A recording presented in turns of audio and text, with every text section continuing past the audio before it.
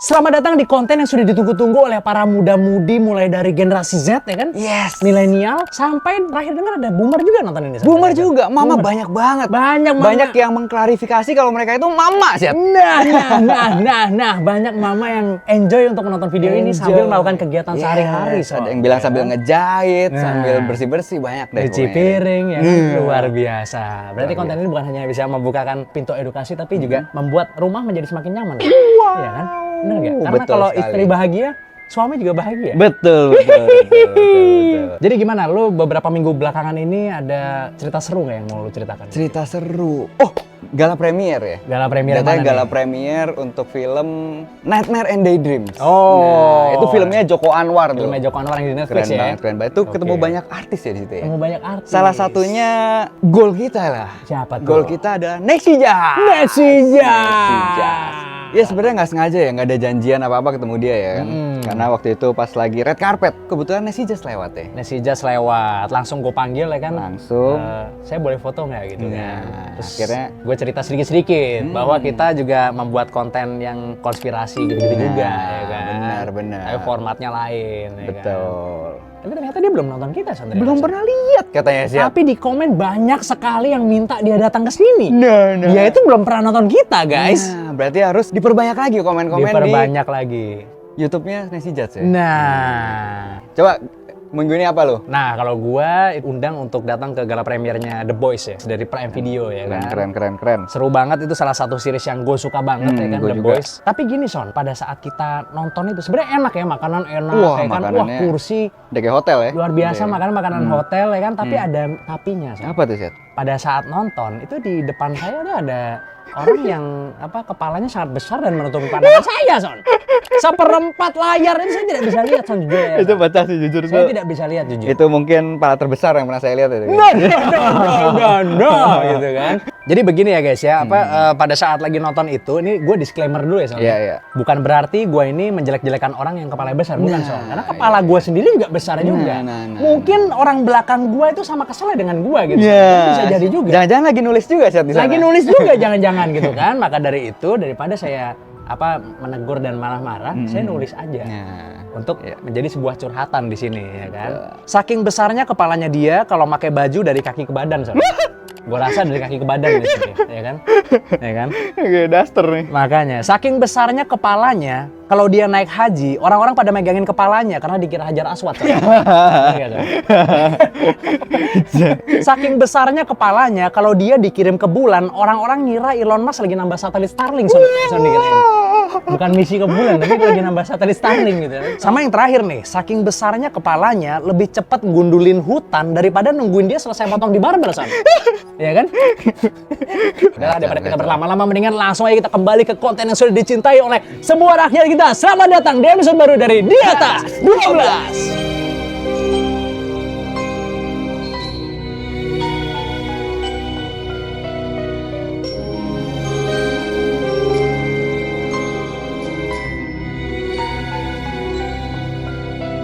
Lo tau gak sih, katanya TikTok itu udah didesain biar lo makin ketagihan tiap lo nge-scroll. Hah, serius lu? Jadi ceritanya gini, kedatangan aplikasi TikTok ke dunia ini itu banyak sekali merubah sosmed lain Son, ya kan? Kan awal-awalnya kita kalau misalnya nikmatin sosmed itu kan kebanyakan kan ya nge-scroll tapi pelan-pelan doang, ya kan, sedikit-sedikit. Atau kalau nonton YouTube ya paling pas milih videonya doang nge-scrollnya gitu kan. Akhirnya datang sebuah sosmed yang namanya TikTok ini yang mengharuskan kita terus nge-scroll Son. Gak berhenti-berhenti. Karena cuma bentar kan? Karena cuma sebentar videonya, 1 menit sampai 1 menit 30 biasanya. Habis itu kita nge-scroll lagi ya kan. Dan tiap kita nge-scroll ganti konten terus ya kan. Kalau zaman dulu kan mungkin sosmed itu kan kayak Instagram misalnya, kita nge-scroll ya paling ngelihatnya teman-teman kita. Iya. Kalau sekarang kan kita ngelihat konten-konten random yang memang itu dijahit ibaratnya untuk menyuguhkan tontonan kepada para pengguna yang memang mereka sukai gitu Son. Bahkan random ya, kadang bisa sedih, bisa happy, bisa apa. Nah. Jadi emosionalnya Itu algoritmanya turun. lagi testing gitu Son namanya Son. Algoritmanya lagi ngetes lo gitu Son, ya kan. Jadi ternyata ada orang yang bilang katanya kalau kita make TikTok, itu kan kita kan modelnya kan nge-scroll ganti-ganti konten tuh ke atas ke bawah kan. Itu mata kita bakalan ikut naik turun Son katanya Son. Iya, iya, iya. Iya kan, pasti mata lu ikut naik turun dong ya kan, ngeliatin kontennya, ntar bisa ganti konten, nge-scroll lagi, mata lu ikut naik turun. Kegiatan di mana mata naik turun itu ternyata bisa meningkatkan dopamin, Son. Kok bisa? Awalnya gue juga nggak percaya, Son, gitu kan. Tapi abis itu gue search ya kan, gue riset lagi gitu.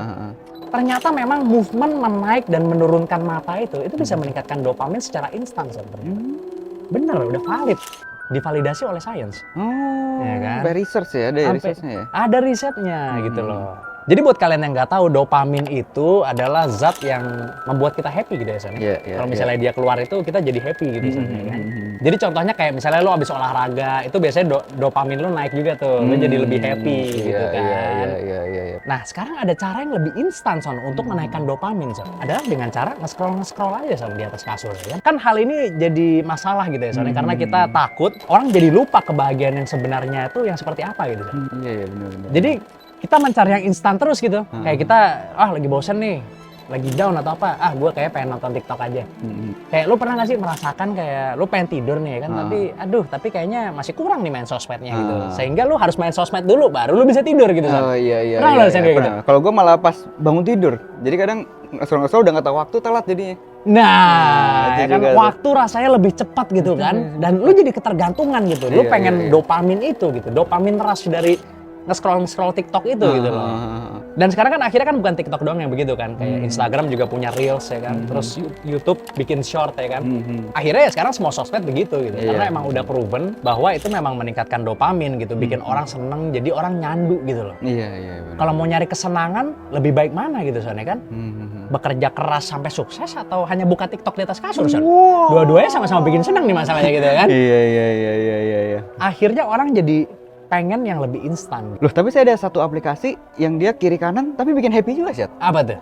Yang Anda suka? Tinder? Loh.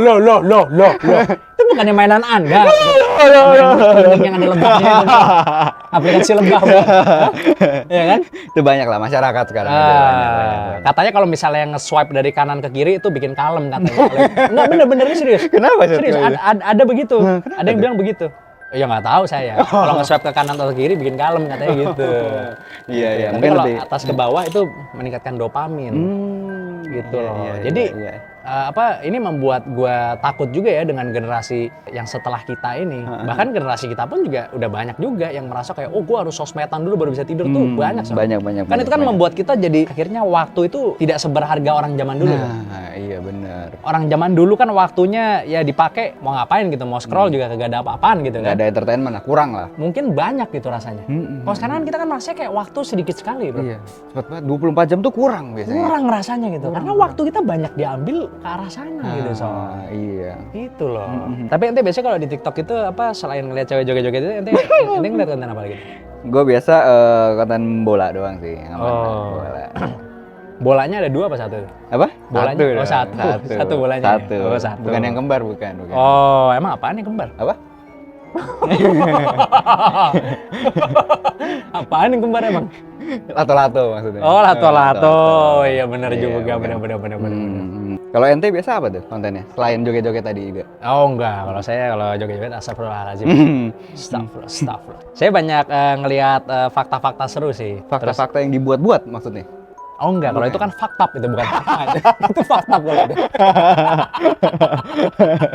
Yang saya lihat fakta-fakta, bukan fakta-fakta gitu kan. Apa contohnya? Misalnya kayak hewan-hewan, gitu-gitu sih gue suka lihat juga tuh kadang-kadang tuh. Iya kan, hewan-hewan. Yang kiti-kiti tadi kan, yang di nesti-nesti. Apaan kiti-kiti? Kalau kiti kali maksud lu? Enggak dong. Saya senangnya kalau kucing itu yang lagi mandi, soalnya. Kenapa kucing? Karena kalau kucing lagi mandi kalem dia. Oke. Gitu. Loh, mana ada kucing mandi kalem? Kucing saya kalem kalau lagi mandi, Son. Kalau lagi mandi kalem kucing saya. Iya. Agak lain ya kucing ente ya? Jangan terkutuk nih. Nah, ngomong-ngomong soal terkutuk, lo tau gak sih cerita tentang keluarga yang paling terkutuk di dunia? Keluarga maksudnya. Bukan dong.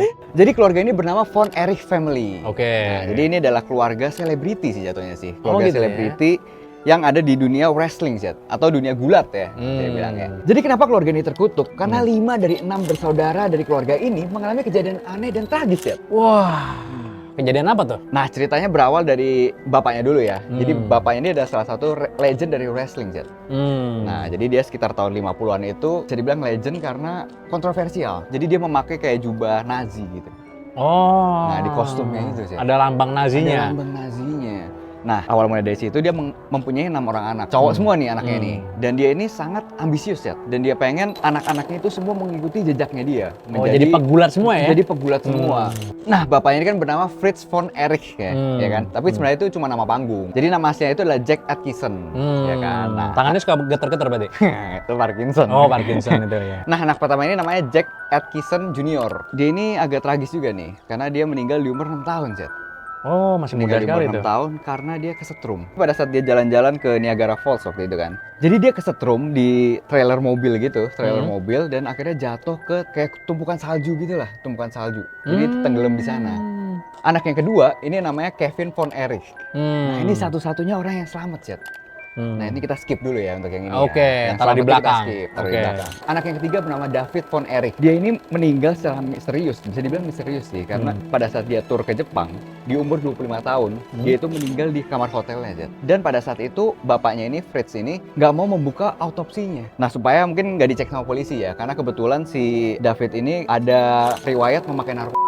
Oh, pecandu nih berarti nih. Pecandu. Nah, rata-rata dari keluarganya ini rata-rata pecandu semua, Jet. Narkoba tuh. Mungkin dia tembakau. Oh, bor. Nah, lanjut anak yang ketiga itu bernama Carrie von Erich. Nah, dia ini bisa dibilang yang paling sukses. Tapi dia itu yang paling banyak pakai narkoba dan steroid, Jet. Oh. Nah, kan? Sampai akhirnya di suatu hari di tahun 86, dia itu mengalami kecelakaan motor. Kecelakaan motor yang mengharuskan dia untuk mengamputasi kaki kanannya, Jet.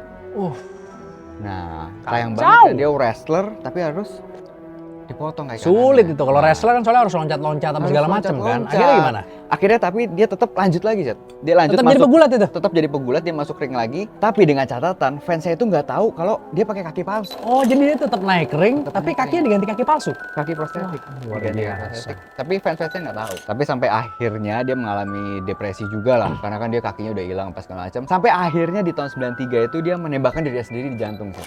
Sangat mengerikan sekali berarti keluarga ini gitu ya. Ini banyak sekali tragedinya gitu ya. Banyak tragedinya. Lanjut ke anak selanjutnya ya. Ini Mike von Erich namanya. Oke. Jadi anak ini sebenarnya dia tuh nggak mau jadi wrestler, Jet. Nah, dia ini sebenarnya passionnya itu ada di fotografi atau kameramen. Tapi nggak dibolehin sama bapaknya. Tapi nggak dibolehin. Karena bapaknya ini atau keluarganya ini mau kalau dia ini menggantikan David yang meninggal tadi, Jet. Oh. Jadi anggapannya David ini udah lagi rising star lah bisa dibilang ya. Lagi rising star dan dia ini digadang-gadang disuruh jadi penggantinya. Nah, jadi kan bebannya berat sekali kan dia kan. Padahal dia ini secara fisik dia ini yang paling kurus bisa dibilang. Oh. Yang paling kurus dan paling nggak bertalenta lah bisa dibilang lah. Dan dia juga nggak passion di situ. Tapi dia malah disuruh jadi pengganti kakaknya gitu kan yang sudah sukses gitu. Nah, jadi beban mental lah dia ceritanya. Tapi ini agak unik ya, apa dipaksa untuk menjadi pegulat gitu ya kan. Kalau dipaksa untuk menjadi PNS kan banyak di sini. Walaupun Banyak mesti tiap tahun tes berulang-ulang ya. No, bocoran CPNS. Bahkan di tahun 85 ini dia sempat merit tuh di awal tahun, tapi di akhir tahun dia cerai.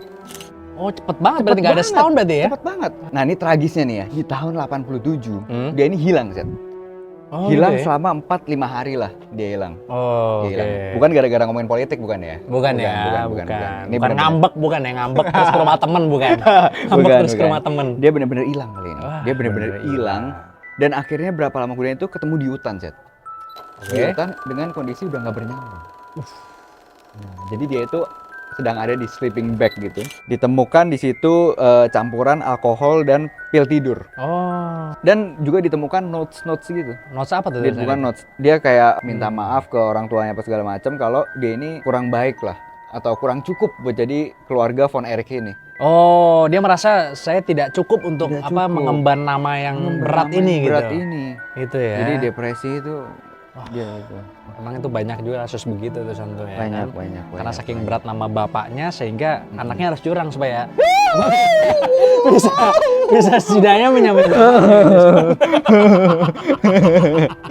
coming from behind gitu. Ada Ya, tuh banyak lah begitu kejadian tuh gitu ya. lah, Emang banyak. kasihan emang apa kepada anak yang dapat pressure lebih gede karena orang tuanya sukses. Ini nggak banyak yang paham nih yang begini-begini nih ya kan. Terutama Banyak mungkin orang tua ya. banyak mungkin orang ya. yang merasa apa, kalau orang kaya mah enak, anak orang kaya mah enak. Sebenarnya dibalik keenakannya gitu, ada juga deritanya. Son. Iya, yang nggak bisa dilihat di depan lah ya. Yang nggak bisa dilihat kalau lu nggak punya teman dekat orang kaya gitu loh, Son. Betul, Iya kan? betul. Tapi kalau misalnya lu lihat dari luar mah enak aja pasti Di luar hidupnya. enak pasti. Padahal sebenarnya kan ada juga dia pasti merasa, wah bapak saya tinggi sekali. Iya, ngelihat rumah mewah apa segala macam, tapi dalamnya kosong. No, bukan itu maksud saya. Bukan itu maksud saya. Maksudnya bapaknya ini tinggi sekali jabatannya gitu loh, Son. Sehingga iya. dia mau menyamai bapaknya tuh sangat sulit sekali, Son. Sangat sulit sekali. Sangat sulit. Itu loh. Ya udah kita lanjut ke anak selanjutnya. Lanjut, anak yang terakhir ya, namanya Chris Von Erich. Oke. Jadi dia ini sebenarnya dari anak-anak ini ya, dia itu yang paling mencintai dunia wrestling, Sir. Oh gitu ya. Dia paling mencintai, paling suka lah Oke, dia. biasanya paling cupu itu kalau paling mencintai itu, bener ya? Tapi sayangnya itu fisiknya paling itu sih, paling rendah lah bisa dibilang. Oh, lebih rendah dari yang tadi, yang lebih kurus rendah tadi. dari semuanya. Wah. Karena dia ini yang paling pendek. Mm-mm. Pendeknya itu lumayan jauh loh. Pendeknya lumayan jauh dan dia ini punya penyakit asma, terus juga tulangnya juga rentan. Jadi suka rentan patah apa segala macam. Anggapannya ini dia mengalami depresi juga. Jadi setelah kakak-kakaknya itu kan, dia ini mengalami depresi juga. Sampai akhirnya karena dia depresi, dia itu memakai narkoba juga. Dan akhirnya di tahun 91, di umur dia yang ke-21 baru, dia itu akhirnya menembak diri sendiri, Zed. Di kepala. Dari satu keluarga berapa banyak yang menembak dirinya sendiri itu, Son? 2 biji ya? 2 biji tadi. 2 biji. 2 orang gila. tadi yang nembak. Terus yang terakhir tadi si Kevin gimana? Yang terakhir si Kevin ya. Nah, sebelum Kevin dia ini ke bapaknya dulu. Jadi bapaknya ini akhirnya sampai stres kan.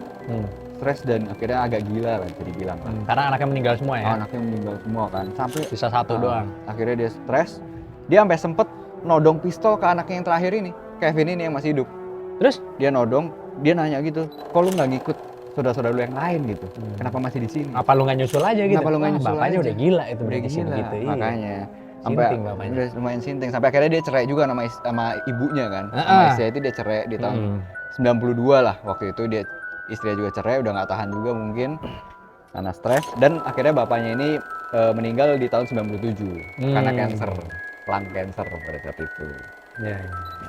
Tapi anaknya yang masih hidup ini, dia juga sempat mengalami depresi juga, Syed. Ada kejadian, dia itu masuk ke toko senjata lah. Masuk ke toko senjata, dia nyolong senapan, dia bawa kabur, di mobilnya dia pengen menembakkan diri sendiri. Nah, tapi akhirnya dia mikir-mikir apa segala macam, akhirnya nggak jadi. Senapannya dibalikin ke tokonya. Alhamdulillah. Nah, itu ceritanya. Kalau gue bilang sih yang bikin ini jadi kutukan tuh karena bapaknya terkenal itu. Kenapa Bapaknya terkenal, jadi apa dan punya nama yang besar ya kan. Dan bapaknya itu mengharuskan anaknya itu ngikut dia. Walaupun sebenarnya anak-anak itu lebih sukses dari dia sih sebenarnya. Dari bapaknya? Dari bapaknya dia lebih sukses. Oh, lebih sih. sukses ternyata lebih ya? sukses. Oh. Tapi ya itu mungkin. Mungkin yang fotografer tadi kan kalau misalnya, oh ya sudah kamu nggak apa-apa jadi fotografer. Bisa jadi lebih hebat dari Salvador Dali kan bisa juga. Bisa kita nggak ada yang tahu. Mungkin gitu. bisa juga lebih besar dari Tarzan, Zed. Lah, kok bisa jadi Tarzan? Fotografi namanya. Tapi tadi ngomong-ngomong soal fotografer nih Son ya kan, ada konspirasi tentang foto yang seru banget nih Son. Apa tuh, Zed? Lo tahu nggak sih katanya foto yang diambil di Mars itu ternyata diambil di bumi Son. Hah? Bohongan ceritanya? Jadi ceritanya begini. Ada sebuah teori konspirasi yang mengatakan bahwa foto yang diambil di Mars itu katanya diambil di salah satu pulau yang namanya Devon Island, Son. Pulau Devon Island ini terletak di Kanada, dekat juga sama kutub ya. Jadi pulau ini tuh cenderung kering, berpasir, dan sangat dingin, Son. Jadi agak-agak mirip sama Mars lah gitu, Son, ya kan? Isinya kayak banyak pasirnya, terus sangat dingin sekali. Terus mungkin datarannya nggak rata ya mungkin ya? Datarannya nggak rata, ya kan? Ada batu-batu apa segala biasa kan. Abis itu di konspirasi ini itu nunjukin beberapa foto yang ngebandingin antara Mars sama Devon Island ini, Son. Dan ternyata emang mirip, Son. Emang mirip, Son. Bahkan sampai ada nih, ya kan? Netizen yang saking keponya, ya kan? Dia pakai Google Earth, Son, buat ngeliat Devon Island. Dan dia menemukan mobilnya NASA, Son, di situ, Son. Demi apa? Sumpah, dia nemuin mobil ada stiker NASA-nya, ada stiker Mars satunya. Awalnya gue skeptis, Son. Editan kali? Nah makanya awalnya gue kira itu editan ya kan, masa iya gitu kan. Tapi ternyata pas gue coba sendiri, beneran ada Son, bahkan sampai saat ini Son di Google Earth masih ada Son. Enggak. Jadi kayak ada bangunan-bangunan di situ sama ada mobil, ada stiker NASA-nya, ada stiker tulisannya Mars One, ya kan. Kan di situ akhirnya kan netizen kan semakin yakin gitu kan bahwa jangan-jangan foto yang katanya diambil di Mars ini ngambilnya cuma di Pulau Devon ini lagi. Jangan-jangan dikasih filter merahin doang ya? Nah, cuman di Photoshop jangan-jangan ya kan. Akhirnya gue research lebih dalam lagi lah, gue penasaran gitu kan. Apakah teori konspirasi ini kuat gitu? Apakah ini merupakan teori yang strong, yang di backing dengan beberapa proof? Karena kan teori ada yang strong, ada yang lemah kan. Iya. Ternyata setelah gue riset, NASA itu memang punya project Son di Devon Island. Namanya Houghton Mars Project. Jadi Houghton Mars Project ini itu adalah project di mana NASA itu memilih Devon Island sebagai tempat untuk bereksperimen untuk alat-alat barunya dia sama strategi-strateginya dia dan persiapan-persiapan dia untuk menjelajahi planet lain nantinya gitu. Jadi dia eksperimen dulu di situ, ibaratnya kayak gladi resik lah di situ ya kan. Nanti baru dia ke bulan atau ke Mars atau ke planet lain gitu loh. Jangan sampai pas baru jalan bentar di Mars, bannya bocor gitu kan. Nah, kenapa Devon Island ini dipilih oleh NASA, Son?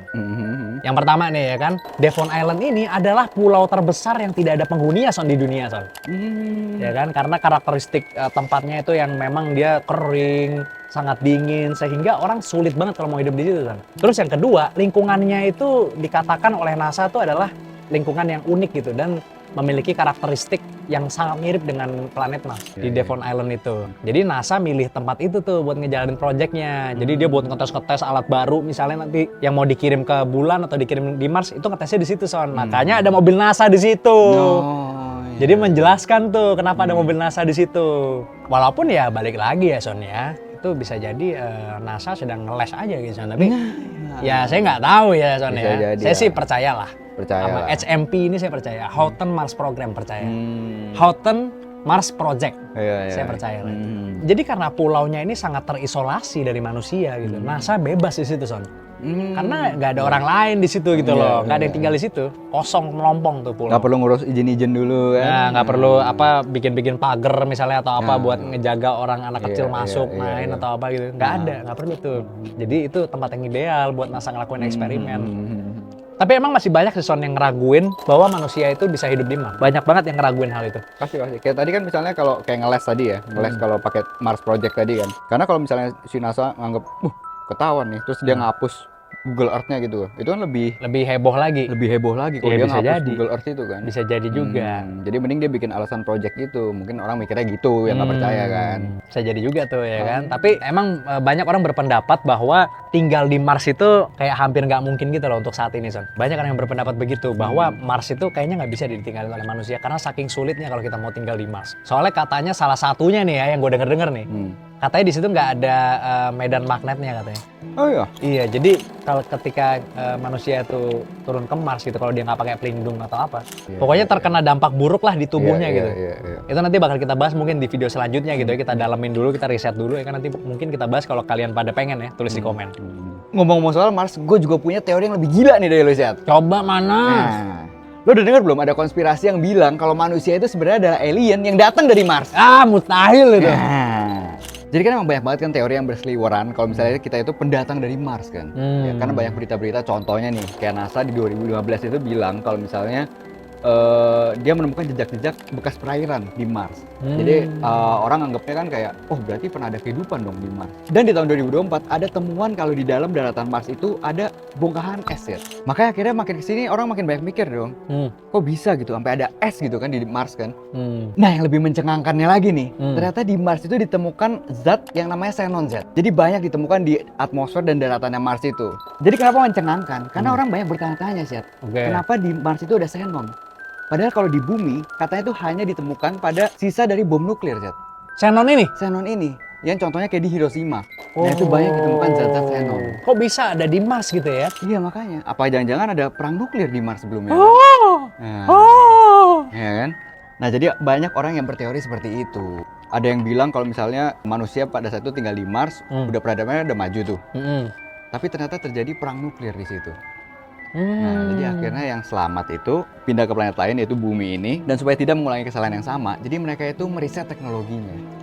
Jadi teknologinya itu ya dibuang-buang aja, di riset ulang. Oh, diulang dari awal lagi Diulang gitu, dari dari awal zaman lagi, batu lagi. supaya gitu tidak ya. ada teknologi nuklir ini. Supaya tidak saling berantem gitu tidak ya. saling berantem lagi.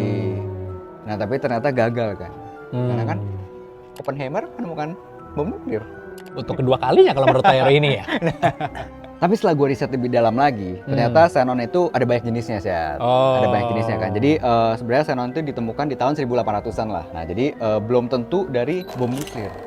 Oh, bisa dari yang lain juga gitu bisa ya. dari yang lain juga, walaupun banyak tipe-tipenya ya, ada angka-angkanya di belakang lah xenon itu. Dan juga belum dikonfirmasi kalau xenon yang ada di Mars dan xenon yang ada di bumi itu sama jenisnya. Jadi cuma zat biasa aja gitu kan. Nah, tapi ya walaupun sama-sama radioaktif, tapi tetap beda tipe.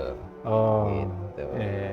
Ya namanya juga teori gitu ya, soalnya banyak orang berteori yang berbeda-beda gitu ya. Soalnya. Karena yang namanya teori itu tidak semuanya proven. Tidak semuanya terbukti 100% akurat gitu kan. Mungkin teori-teori yang kita sampaikan di sini pun juga tidak 100% fakta gitu ya. Malah ya banyakan ya hanya teori aja gitu untuk mengajak kalian berpikir bersama kita gitu. Nanti setelah nonton video ini misalnya mau riset lebih lanjut bisa gitu kan, dicek lagi ya kan. Tapi kali ini gue mau ngomongin soal prediksi Son ya kan. Prediksi. Tapi bukan yang punya Pak Haji Andre bukan. Bukan yang gitu, Bang, prediksi yang gitu ya kan. Karena tadi kita udah ngomongin teori, sekarang saatnya kita ngomongin prediksi yang mencekam ini prediksi. Apa sih? Prediksi dari Stephen Hawking tentang kiamat. Lu udah denger belum tanda-tanda kiamat menurut Stephen Hawking? Apa aja tuh? Jadi ceritanya begini, Stephen Hawking ini kan adalah seorang ilmuwan yang sangat respected, Son. Ya kan? Dia walaupun difabel gitu ya, tapi banyak sekali orang yang menghormati dia dan bangga dengan pencapaian-pencapaiannya gitu ya. Karena pencapaiannya ini banyak juga yang membantu umat manusia untuk jadi selangkah lebih maju setidaknya gitu ya. Nah, ternyata Stephen Hawking, ilmuwan jenius ini, punya prediksi tanda-tanda kiamat dari bumi ini, Son. Wah, gitu. udah kayak kitab suci ya ini. Bukan dong, ini kita Tom Sancong kalau itu. Prediksi yang pertama, ya kan? Stephen Hawking memprediksi bahwa dunia itu akan overpopulated, Son, atau populasinya itu melebihi kapasitas bumi. Iya. Ya kan, sehingga meningkatkan konsumsi energi yang di tahun 2600 katanya akan membuat bumi ini menjadi kepanasan, Son. Gitu. Ya kan? Ini bisa menyebabkan kiamat kalau menurut Stephen Hawking salah satunya. Jadi dia menghimbau umat manusia untuk segera menciptakan alat transportasi yang bisa bergerak dengan kecepatan cahaya, Son. Biar bisa pindah dari bumi ini mungkin gitu Son maksudnya, Son. Karena di tahun 2600 menurut dia bumi akan menjadi burn red hot atau sangat panas nantinya. Sehingga menjadi kiamat dan hancur bumi itu. Nomor 2, ya kan? Stephen Hawking mempercayai bahwa robot itu akan mengambil alih dunia ini, Son. Karena AI itu menurut Stephen Hawking nanti akan ada di titik di mana lebih pintar daripada manusia. Walaupun sekarang ya di beberapa kasus memang sudah lebih pintar daripada manusia. Kita nggak bisa pungkiri, ya kan? Walaupun belum di semua kasus. Tapi menurut Stephen Hawking nanti AI itu bakalan terus berkembang sehingga dia itu bisa jadi lebih hebat daripada manusia gitu kan. Ya kan, jadi manusia udah nggak punya kerjaan lagi kayak sekarang tuh banyak juga tuh kan kerjaan-kerjaan yang diganti sama AI ya kan. Itu katanya salah satu juga yang bikin dunia ini kiamat kata si Stephen Hawking. Terus habis itu tanda-tanda kiamat yang ketiga itu adalah terjadinya perang nuklir, Son. Karena human aggression atau agresi manusia terhadap satu sama lain gitu. Mungkin lebih ke G2G ya, government to government kali ya. Ya mungkin ya kan, which is ya sekarang sudah terjadi juga sih Son ya kan. Contohnya kayak di Rusia sama Ukraina ya kan.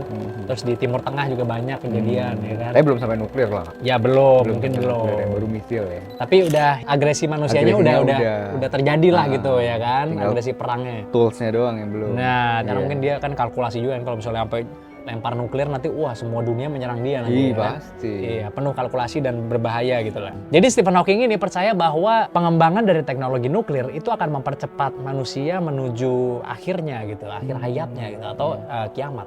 Dan dia bilang katanya satu-satunya cara kita bisa selamat itu adalah dengan membuat koloni kecil di luar angkasa, Son katanya Son. Jadi nggak tinggal di bumi lagi karena bumi ini udah terlanjur rusak lah gitu maksudnya. Iya. Gitu. Sama yang nomor 4 itu adalah climate change ya atau global warming gitu kan. Karena lagi-lagi karena overpopulation ya kan banyak semakin banyak orang, maka dari itu semakin banyak pabrik yang dibangun. Maka dari itu semakin banyak mobil yang berjalan ya kan, asap sehingga menyebabkan global warming. Jadi bumi semakin panas. kutub utara meleleh ya kan, akhirnya bumi tenggelam, hancur, mati semua kita. Ditambah lagi masyarakat Tangsel banyak bakar sampah ya. Tapi lu tau gak Son, kalau ternyata kotoran sapi itu menyumbang 37% gas meten dari dunia Son. Salah satu yang mempercepat global warming juga tuh gas meten Son. Dari sapi ini? Dari sapi Son.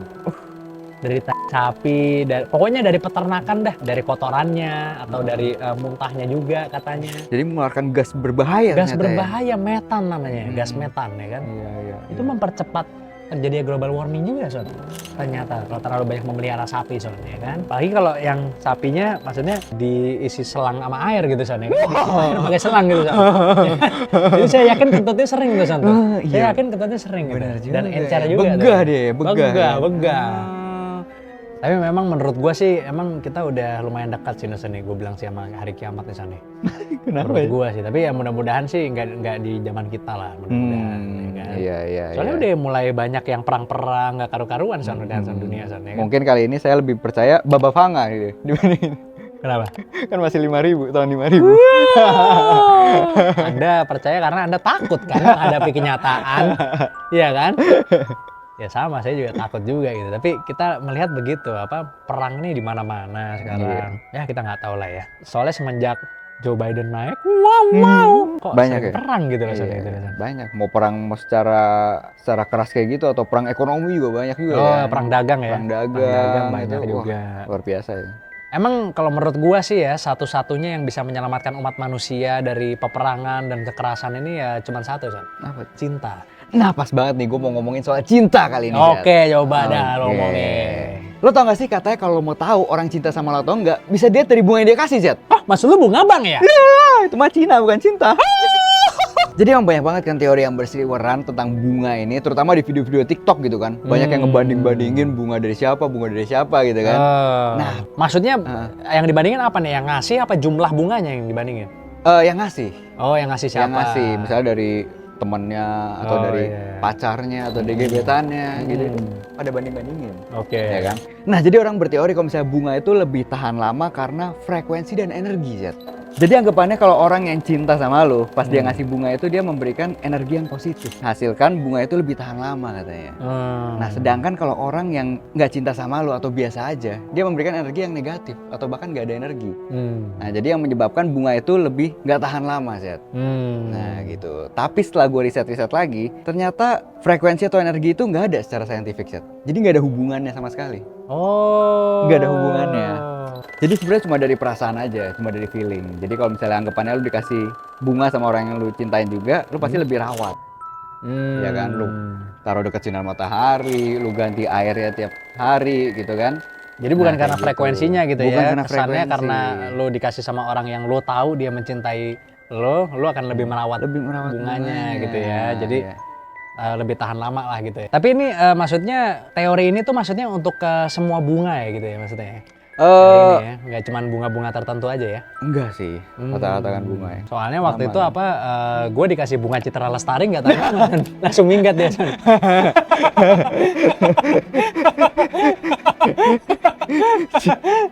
Langsung minggat Son, nggak tahan lama dia. Iya sebentar doang tinggalin gue. Nggak, itu cuma papasan doang kali itu. Berarti sebenarnya kalau misalnya kita punya pacar nih terus nonton video ini gitu, terus dia yakin ya kan, oh berarti bunganya harus tahan lama. Itu dikasih bunga replikanya sebenarnya.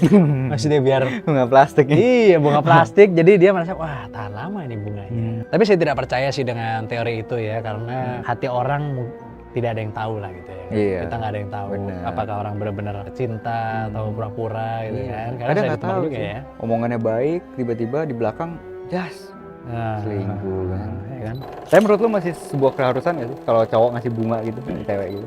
Bukan merupakan suatu keharusan lah. Bunga itu kan hanya simbol. Ya. Cinta itu kan yang tahu kan hanya di hati sendiri, ya kan? Apa yang membuktikan emang kalau orang ngasih bunga tandanya lebih cinta? Iya. Man. Emang susah kan kayak cowok itu buat mengeluarkan apa ya namanya ya? Yang memperlihatkan kalau dia cinta gitu kan. Kadang susah juga kan cowok kan kadang ya. Ya kan? Dengan kata-kata sih kalau gue mendingan. Dengan kata-kata. Tapi nggak juga, kadang cowok kan suka diem juga kan. Kebanyakan iya ya sih, gue ya, kebanyakan iya. kan. Nah cuman kalau misalnya orang cewek ya misalnya ke gue minta bunga gitu ya gue beliin aja kalau gue mah. Gue beliin aja. Ya kan? Tapi ya susah kalau udah minta itu kan kayak ya apa ya namanya ya? Kalau sekali-kali minta bunga gitu, beliin aja. Kan itu cuma ada di kepala dia doang. Iya. Nggak nyata purpose of apa kalau ngasih bunga tuh adalah sangat mencintai itu ada di kepala wanita itu doang gitu loh. Bukan di dimensi realita.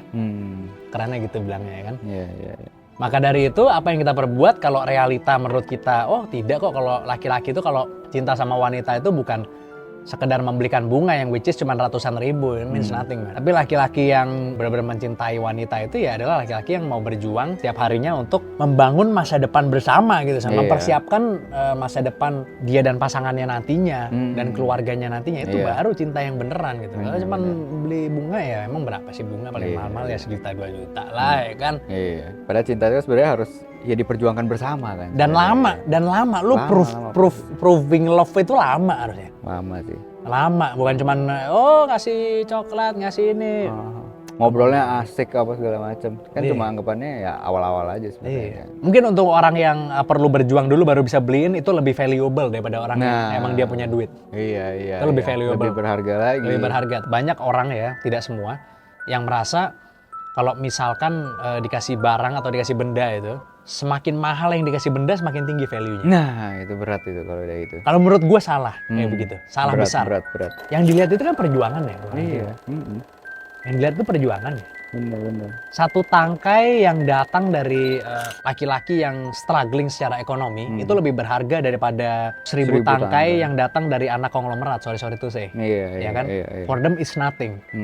It's nothing. No sacrifice. Iya. Nggak ada artinya, cuma buang gitu doang. Nggak ada artinya. Ya kan? Jadi gitu sih, gue lihat pengorbanannya aja kalau gue gitu. Tips gue kepada para wanita nih ya, kalau ada yang nonton juga nih wanita ya. Terima kasih banyak buat kalian semua yang udah nonton. Sekarang saatnya kita baca komen dulu Son. Yes, saatnya. Kita baca komen dulu nih yang pertama dari @kiel769. Keren bang cara speakingnya, gue sebagai introvert nggak bisa seperti ini. Loh. Dia introvert juga ini, Son ini introvert juga Son. Kelas berat nih saya ya. Ya kita juga masih berlatih terus lah setiap hari ya. Kan? Untuk menjadi lebih baik lagi. Ya emang perlu diasah terus ya. Skill ngomong ya, public speaking apa segala macam tetap perlu diasah terus. Yes. Gak bisa dalam semalaman atau beli kelas langsung? Nah nggak bisa.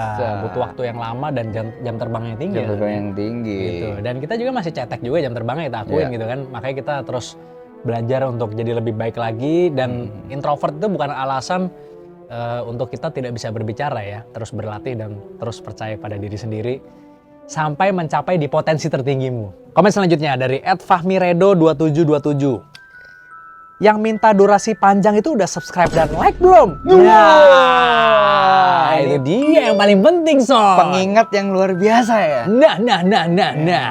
Maka dari itu jangan lupa untuk like dan subscribe channel ini kalau misalnya kalian suka sama konten-konten kita ya, untuk terus mensupport konten kita supaya lebih bagus lagi. Betul. Durasi bisa lebih panjang lagi, upload lebih sering lagi ya kan, mudah-mudahan ya Son ya kan. Nah, komen selanjutnya dari @satriadewa381. Bang, izin saran untuk backsoundnya jangan dari awal sampai habis, jadi nggak nyaman bang untuk dengar cerita menjelang tidur. Terima kasih bang. Loh. Kamu mau tidur ya? Apa perlu kita kasih backsound rintik hujan Son? Ya kan? Biar kamu tidurnya lebih nyenyak lagi ya? Perlu barang sama rintik seduh ini. Nah. Atau perlu kita taruh uya-kuya bakar asin jadi biar kamu cepat tidur. Gimana? Setuju? Oke, komen selanjutnya. Yes. Dari @priceisland8268. Nah, ini dia dua pemuda loteng yang ditunggu masyarakat ekonomi menengah ke atas dan ke bawah. Pemuda loteng. Pemuda loteng lagi. Mohon maaf, ini pemuda rooftop ya, bukan loteng. Sorry, ini pemuda rooftop ini. Sorry ya, pemuda rooftop. Beda kelas ya. Yes. Nah, ini bukan podcast naik kelas, karena kelas mil belum iklan di sini, kelas mil kan. Rokok kelas mil. Terima kasih banyak atas komen-komennya dan juga apresiasinya. Semuanya kita baca sebenarnya satu-satu, tapi yang kita masukin video hanya beberapa aja gitu. Kalau nggak nanti videonya jadi panjang sekali soalnya kan. Sejam tapi isinya baca-baca komen doang. Nah, terlalu panjang videonya. Ya udahlah kalau gitu, sampai jumpa di episode selanjutnya dari Di Atas 12.